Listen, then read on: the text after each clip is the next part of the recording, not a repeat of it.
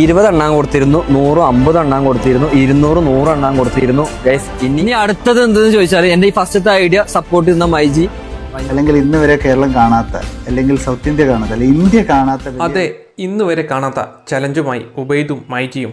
മണി ചലഞ്ചായിരുന്നു ഉണ്ടായിരുന്നത്. എന്നാൽ ഇപ്പോൾ സ്വർണ്ണ മണി ചലഞ്ചുമായി ഇറങ്ങിയിട്ടുണ്ട്. എത്ര സ്വർണം വേണമെങ്കിലും പെറുക്കെടുക്കാം. ഒരു ചലഞ്ചാണ്, പക്ഷെ 30 സെക്കൻഡ് ടൈം ഉണ്ടാവുള്ളൂ. ഒരെണ്ണം വെച്ച് പെറുക്കെടുക്കാൻ പറ്റുള്ളൂ. നിസാരക്കാരനല്ല, ഇൻഫ്ലുവൻസറാ. മൈജിയുടെ മുതലാളിക്ക് ഭ്രാന്തായോ എന്നാണ് പലരും ചോദിക്കുന്നത്. സ്വർണത്തിന് ഇമാതിരി വിലയുള്ള സമയത്താണ് ഇങ്ങനെയൊരു ചലഞ്ച്. എന്റെ എല്ലാ സ്വപ്നങ്ങളും എവിടെ നിന്ന് നടക്കണം? മൈജി നടക്കണം. അതിനാണ് ഷാജിക നിങ്ങൾ. കേരളത്തിലല്ല, ഇന്ത്യയിൽ തന്നെ ഇതാദ്യമായാണ്. ആദ്യത്തെ ചലഞ്ച് ഒരു അമ്മയും മകനും പങ്കെടുത്തു. മാക്സിമം പെറുക്കെടുക്കണം, ഒരുപാട് സ്വർണം ഉണ്ടാക്കണം. ടൈം സ്റ്റാർട്ട് ചെയ്യട്ടെ? റെഡി. ഞാനതൊരു ബിസിനസ് ആയിട്ടല്ല കാണുന്നത്, ഒരു ജീവകാരുണ്യ പ്രവർത്തനം. 1.3 ഗ്രാം എണ്ണിയെടുത്തു. എന്തായാലും പ്രേക്ഷകർക്ക് ഇതൊരു അവസരമാണ്.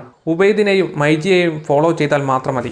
അപ്പൊ 2 അക്കൗണ്ടും ഫോളോ ചെയ്തേക്കുക. അടുത്തത് ചിലപ്പോൾ നിങ്ങളാവാം.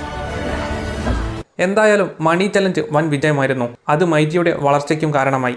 പിന്നീട് നിരവധി പേർ ഇതുപോലെയുള്ള ചലഞ്ചുമായി മുന്നോട്ട് വന്നു. അതുകൊണ്ട് തന്നെ ആളുകൾക്ക് അത് മടുത്തു തുടങ്ങി. അപ്പോഴാണ് സ്വർണ്ണമണി ചലഞ്ചുമായി വന്നത്.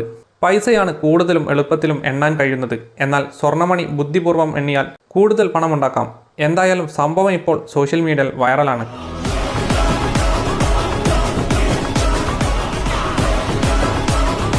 ഉബൈദ്, മൈജി മുതലാളി ഷാജി ഇക്കയും സുഹൃത്തുക്കളാണ്. ഇപ്പോൾ പുതിയ കരാറിൽ ഒപ്പിട്ടാണ് സ്വർണ്ണമണി ചലഞ്ച് തുടങ്ങിയത്. പാവപ്പെട്ടവർക്കും അർഹതപ്പെട്ടവർക്കും ഇത്തരം ചലഞ്ചുകൾ ലോട്ടറിയാണ്.